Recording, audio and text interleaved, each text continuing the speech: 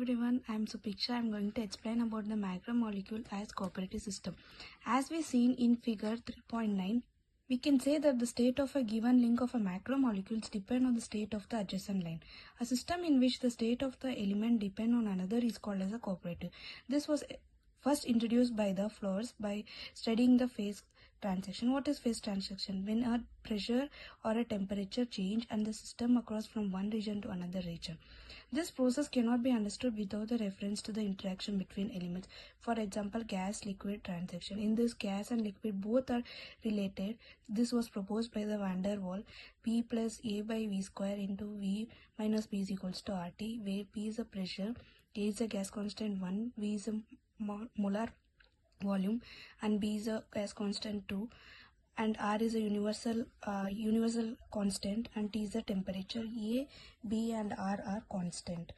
If the temperature is compared, the decrease in the volume, the temperature double decreases.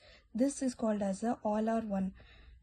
By statistical mechanism as its own method for the calculation, we can find the thermodynamics. Here U into omega 1, 1, omega 2, so on to the omega n is equals to summation of I is equals to 1, U into omega I is equals to 1 and omega I, where U is a potential energy.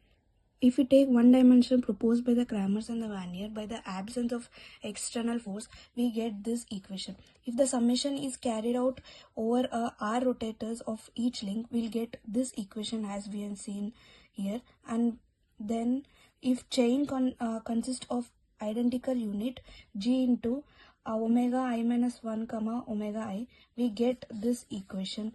So now if we put notation in this, so we get G into omega I minus 1 to the power of m into omega to the power of n is equals to G into omega m I to the power I minus 1 to comma omega 1 to the power of n. So by the subtraction we'll get this, by adding the summation we also get this one. So according to the multiplication, Z is equals to summation of omega n G omega naught into omega n. By cyclic condition where omega naught is equals to omega n at n is greater than 1, we get Z is in the form of the G to the power of n, that is the sum of the element with G. So Z is equals to G to the power of n is equals to delta 1 plus delta 2 so on to the delta R, where delta n are the n-line value. All the elements are positive, real and non-determinate. Thus, the calculation of the automatic of the function is reduced to the finding the root of the lambda 1. The Z value is known. We find the equilibrium characteristic of the macromolecule. This method is used to find the mean square length of the coil. Now, if we apply force, the energy of T rotators, that is the energy of two adjacent parallel, is equals to minus E. If we take S rotators, the two anti-parallel adjacent, so we get the E. So at the final we get delta is equals to 2E. Eij is equals to minus E sigma I into sigma j if I is equals to j plus 1. 0 if I is not equals to j plus 1. Here sigma I is equals to 1 if the link is directed to the right, and sigma I is equals to minus 1 if it is left. If the external force is applied, arrow is in right direction, then each length will be L1.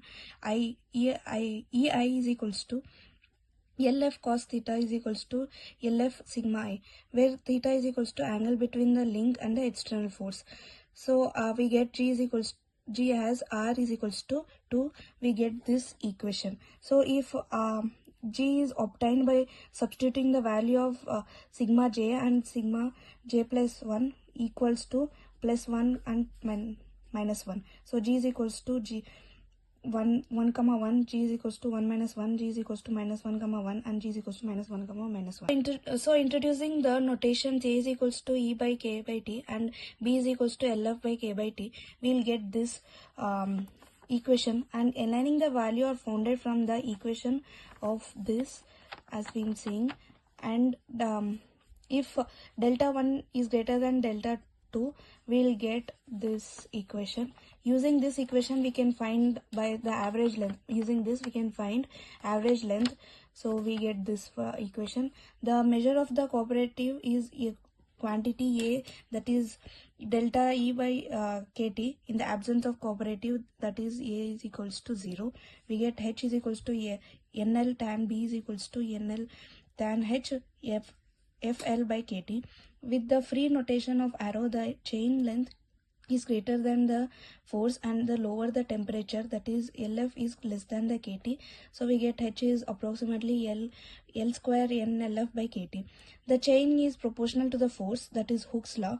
The same result obtained with the large force, that is LF is greater than the KT. We get sine square is greater than e to the power of minus a 4a. The root square of the rotametric one dimension in the absence of external force, we'll get this equation by the in the absence of external force, where nu is the cos angle of the arrow. So we get this equation. At n is greater than 1, we get H square is equals to NL square by 2e by KT.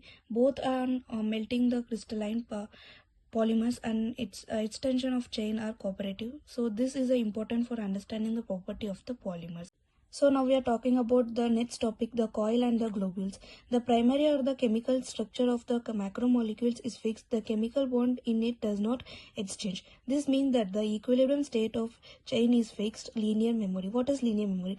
One dimensional motion along the straight line. So the presence of the linear memory is responsible for the certain properties of structure of macromolecules. We already knew change of the macromolecules in single bond. So this coil is looser, that is size is larger and the flexibility is low. Apart from the coil, we can use the electric rod also for this method. So it consists of n plus 1, and we get this equation cos theta I and I plus j is equals to Li comma L I plus j by L square is equals to cos theta, where cos theta is the mean of the cos. So, and we get this equation. So where if we use L is equals to NL in the chain, D is equals to 2L by cos theta. This is called as a persistent chain.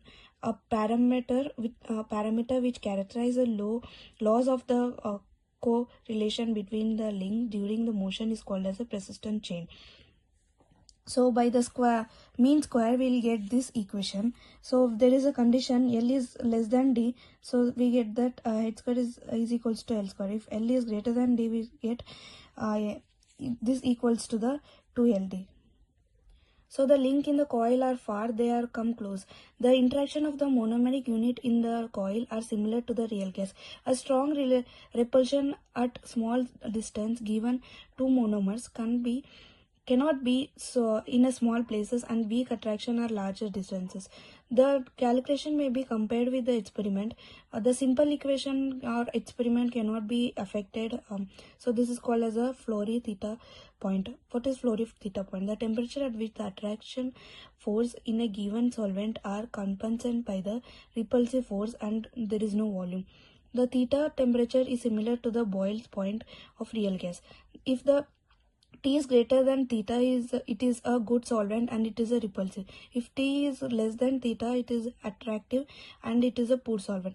Macromolecules of the coil is acting by the characterized by the density correlation, that is quantity change of the density from one point to other point. The correlation radius is same order as the size of coil. The larger distance is due to the linear memory. If the density is not thermodynamic, it has no value.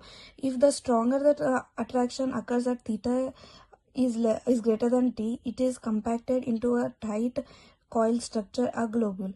This takes place in the similar to the condensation of gas to liquid. The theory of coil globule transaction has been worked out by the three scientists, Lifshitz, Grossberg and Coil. The phase transaction coil and the globules depend on the properties of the polymers. If the chain is long and the flexibility is low, that is P by P to the power of 3 is greater than the R cube. So we can say this is the graph. So I'm ending up here. Thank you so much.